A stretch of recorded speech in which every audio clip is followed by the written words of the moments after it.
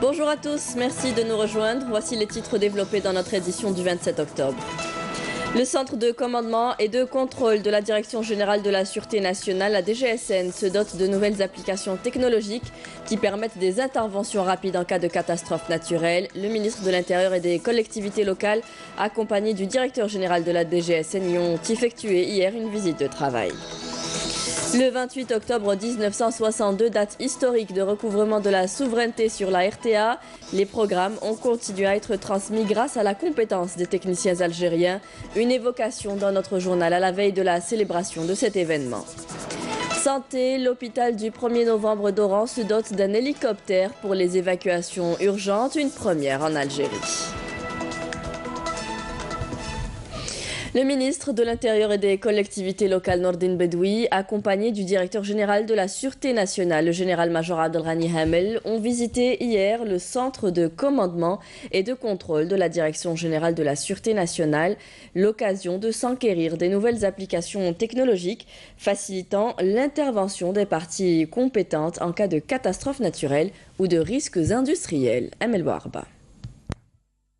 De nouvelles applications technologiques au service d'une intervention rapide et optimale de la police en cas de catastrophe naturelle. C'est ce qu'offre le centre de commandement et de contrôle de la Direction générale de la Sûreté nationale. Sur les lieux, le ministre de l'Intérieur, des collectivités locales et de l'aménagement du territoire, Nordine Bedoui, accompagné du directeur général de la Sûreté nationale, le général-major Abdelghani Hamel, s'est enquis de ces nouvelles applications qui facilitent l'intervention des parties compétentes en cas de catastrophe naturelle ou de risque industriel.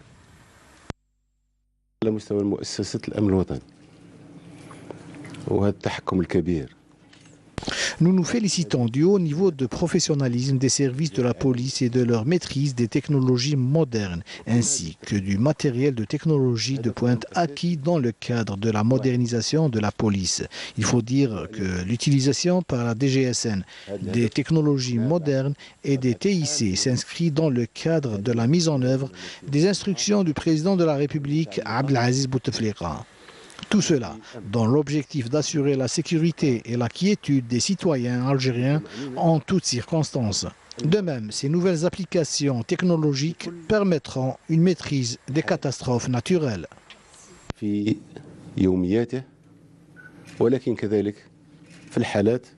De son côté, le directeur général de la Sûreté nationale, le général-major Abdelghani Hamel, a mis l'accent sur l'importance d'actualiser les données pour assurer une intervention rapide en cas de catastrophe naturelle.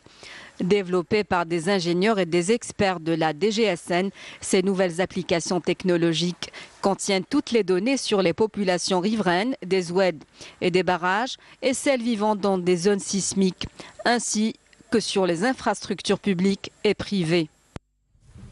Une conférence sur la Révolution a été organisée par le Forum de la mémoire de la Direction générale de la Sûreté nationale.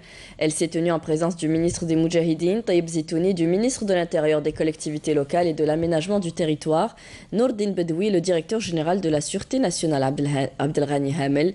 Taïb Zitouni a appelé à barrer la route à ceux qui mettent en doute le processus de développement national, soulignant l'importance de renforcer l'esprit patriotique pour préserver le message de la glorieuse révolution de novembre.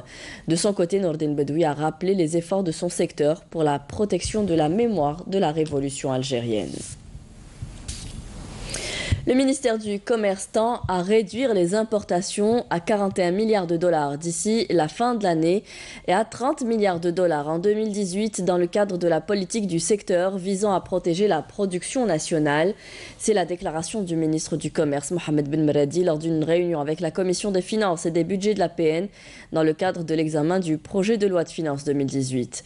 Selon le ministre, l'importation de certains produits sera suspendue complètement et définitivement. Il n'a pas donné de détails concernant la nature de ces produits dont l'arrêt de l'importation sera annoncé par décret. Toujours dans le cadre des réunions avec la Commission des finances et du budget à l'Assemblée populaire nationale, le ministre de l'Énergie, Mostafa Guitouni, a indiqué que la consommation locale en pétrole est passée de près de 210 000 barils en 2010 à 420 000 barils en 2017. L'augmentation de la consommation locale est due à la demande croissante en énergie, notamment en essence, vu la hausse considérable du nombre de voitures commercialisées au niveau local durant la même période, a expliqué le ministre. Mostafa Guitouni a mis en avant la nécessité de rationaliser la consommation des matières énergétiques produites localement et de les exporter. Nous sommes à la veille de la célébration du 28 octobre 1962. Il y a 55 ans, l'Algérie a pu poursuivre l'émission de ses programmes télévisuels et radiophoniques en recouvrant la souveraineté sur la RTA, la radio-télévision algérienne. Les journalistes et techniciens algériens ont pu reprendre le flambeau et continuer ainsi la transmission des programmes après le départ des colons français. Aussitôt, le drapeau algérien flottait sur l'édifice. Mounana Walhamoudi. Cette image restera gravée à jamais dans la mémoire du peuple algérien. Le drapeau français est remplacé par l'emblème national qui est hissé sur le bâtiment de la télévision et la radio après le recouvrement de la souveraineté sur l'audiovisuel le 28 octobre 1962. Suite à cet événement, les techniciens français, en signe de protestation, avaient refusé de travailler, certains que l'Algérie ne saurait se passer de leur service. Mais le défi a été relevé encore une fois par les techniciens et ingénieurs algériens, malgré le manque d'expérience pour assurer la continuité de la diffusion des programmes. Le premier journal télévisé de la République algérienne est alors diffusé en son et en images grâce à une volonté de faire et un esprit nationaliste hors pair qui animait techniciens, ingénieurs et journalistes algériens. Comment pouvez-vous imaginer que des gens qui n'ont jamais fait de la radio ni de la télévision puissent faire marcher une radio et une télévision? C'était un véritable miracle. Il y avait l'Iman, il y avait la foi. Et c'est la foi qui nous a permis de surmonter toutes les difficultés. كنا نخدموا غير على البلاد وخدمنا وما حبسناش وكملنا ونقدر نقول لك باللي ما كان حتى يعني واحد يعني اللي جا عاوننا ولا يعني اي واحد يعني من اجانب يعني اللي جا لعندنا وقال لنا يا ودي نجي نعاونكم ولا حاجه. والحمد لله حنا خدمنا كامل. كنا حنا ذاك الوقت كنا شبان صغار وهذوك هما شبان صغار هذوك هما اللي كملوا على بالك العمل في الاذاعه ولا في التلفزيون. Aujourd'hui, célébrer l'anniversaire de la naissance de l'audiovisuel algérien, c'est rendre hommage au défunt Issam Saoudi, qui fut l'illustration indéniable du journaliste militant, mais aussi à tous ceux qui ont parvenu, grâce à leur abnégation, à mettre tout leur savoir-faire au service de la révolution algérienne et qui ont contribué au recouvrement de l'audiovisuel algérien. Aujourd'hui, beaucoup d'acquis ont été réalisés. La radio algérienne assure des programmes dans les 2 langues nationales et en plusieurs autres langues étrangères. La télévision algérienne, quant à elle, remplit depuis l'indépendance une mission de service public et assure la transmission de ses programmes à travers 5 chaînes publiques. Je vous le disais en titre, le CHU d'Oran se dote d'un hélicoptère pour les urgences et les évacuations rapides des malades. Une première en Algérie. Pour ce faire, une hélisurface a été créée, une acquisition importante qui pourrait sauver des vies, notamment les victimes des accidents de la route. Jazia Bayou. Un service ambulancier héliporté. Oui, c'est une première en Algérie et c'est l'hôpital du 1er novembre d'Oran qui a eu le privilège de lancer ce nouveau service pour prendre soin des malades nécessitant une évacuation urgente vers les hôpitaux. Ce projet a été lancé en 2015 en coordination entre le ministère de la Santé, le ministère de la Défense et le ministère des Travaux publics, et cela dans le cadre de l'intervention urgente, comme dans certains cas, les accidents de la route, les AVC qui demandent une intervention urgente durant les 3 premières heures. La prise en charge des malades en état critique par un hélicoptère ne peut être que bénéfique et plus pratique, car elle aide à sauver des vies en un temps record. السوفتاج باغ هليكوبتر حاجه مليحه تساعد بزاف لوبيتال تساعد لا بوبولاسيون سورتو لي سوفتاج ديفيسيل اون مير اون مونتان لي سيتوياسيون تاع لي زاكسيدون لي الكوارث الطبيعيه. هذيك 20 minutes ولا 15 minutes سي لونجو دون في توت اون في حنا نلعبوا غير على هذاك الوقت Ce qui fait المروحيه غادي تربحنا بزاف وقت لينا حنايا خصوصا سيرفيس موبيل دورجونس et réanimation. C'est une excellente initiative, ça ne peut que nous soulager. Par hélicoptère, le malade ne sera plus retardé par la circulation, mais il sera là en un laps de temps très court. Cette nouvelle piste d'atterrissage, qui est un vrai acquis pour tous les Oranais, ne demande qu'à être propagée dans d'autres wilayas du pays. La 22e édition du Salon international accueille cette année l'Afrique du Sud comme invité d'honneur. Entre nos deux pays, la coopération culturelle est fructueuse, une coopération dans le domaine de l'édition de plusieurs classiques de la littérature algérienne et sud-africaine est attendue. Par ailleurs, l'Algérie sera l'invité d'honneur en 2018 du mois africain prévu en Afrique du Sud. Amel Bouarba. L'Afrique du Sud, pays à la riche littérature et aux 2 prix Nobel, est l'invité d'honneur de cette 22e édition du Salon international du livre d'Alger. La culture contribue fortement à la consolidation des relations qui lient nos 2 pays, notamment historiques, marquées par la lutte pour l'indépendance. Le choix de l'Afrique du Sud n'est pas fortuit compte tenu des relations traditionnelles très fortes qui nous lient et de la richesse de la littérature sud-africaine. Il faut rappeler que l'Algérie a été le premier pays que Nelson Mandela a visité après sa sortie de prison, en reconnaissance du rôle de l'Algérie dans son combat anti-apartheid. Il faut dire que la coopération entre les 2 pays sur le plan de l'édition s'annonce prometteuse. Il y a un projet de coopération entre nos 2 pays dans le domaine de l'édition pour traduire des classiques de la littérature algérienne dans les langues sud-africaines et vice-versa. Une quinzaine de professionnels du monde de l'édition représentent l'Afrique du Sud à ce salon. Nous participons avec 400 titres. Nous accordons une importance à la crédibilité dans l'écriture de l'histoire, notamment durant la période post-apartheid.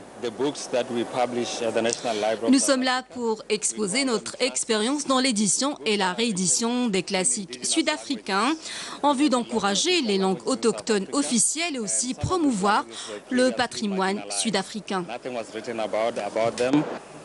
Tout au long de cet événement, le pays de Nelson Mandela, l'icône anti-apartheid, présente un programme spécial avec des conférences, des discussions et des projections. Du football, 9e journée de Ligue 1 Mobilis, 4 matchs avancés pour aujourd'hui et qui verront le leader actuel du championnat, le CS Constantine, accueillir l'OM Médéa et l'AGS Kabylie qui sera opposé à l'US Biskra. La télévision algérienne vous propose de suivre sur la A3 et Canal Algérie le match qui mettra aux prises le Mouloudia d'Oran et l'Entente de Sétif à 16h. Alors que vous pourrez suivre sur la chaîne nationale le match entre le Paradou Athletic Club et l'USM El Harrach. Pour le compte de la 8e journée de la Ligue 2, Mobilis, vous pourrez suivre à partir de 15h sur la A4 l'affiche de la journée entre le co-leader, l'AS Ain Lila, qui se déplace chez l'un de ses 2 poursuivants immédiats, à savoir la JSM Skikda. On terminera ce journal avec une soirée andalouse hier à la salle Ibn Zaidoun, un concert de musique andalouse animé par la célèbre Lamia Madini, une soirée durant laquelle elle a proposé un programme original avec des sonorités algéroises, tunisiennes et marocaines. Sihem Kenouchi était. Quoi de plus beau qu'un concert de musique andalouse dans une salle qui porte le nom d'un grand poète andalou. C'était hier soir à la salle Ibn Zaidoun. La diva Lamia Madini a emporté son public à travers tout le Maghreb avec des modes qui vont du Mawel au Bayati et des chants qui vont du Rarnati au Malouf tunisien.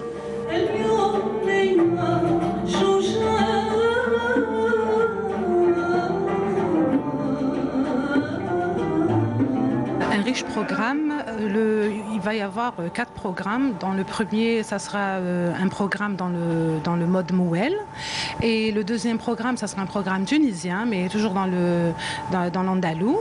Et le troisième programme, ça sera un programme marocain. Donc j'ai fait une petite traversée andalouse, maghrébine. Et le quatrième programme, ça sera un programme typique algérois.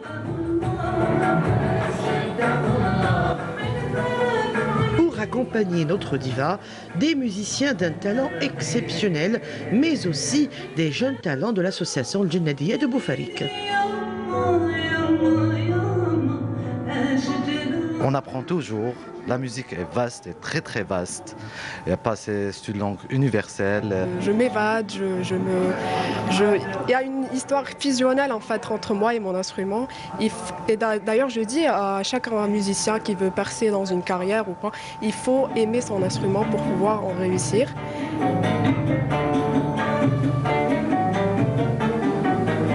Et qui a dit que l'on ne pouvait pas danser à la salle Ibn Zaidoun?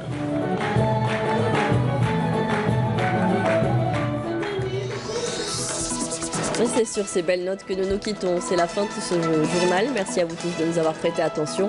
Tout de suite, vous retrouvez Mina Abed pour les prévisions météo. Rendez-vous ce soir avec Nadia Madassi pour le journal de 19h. Très bon vendredi à tous. Au revoir et à demain.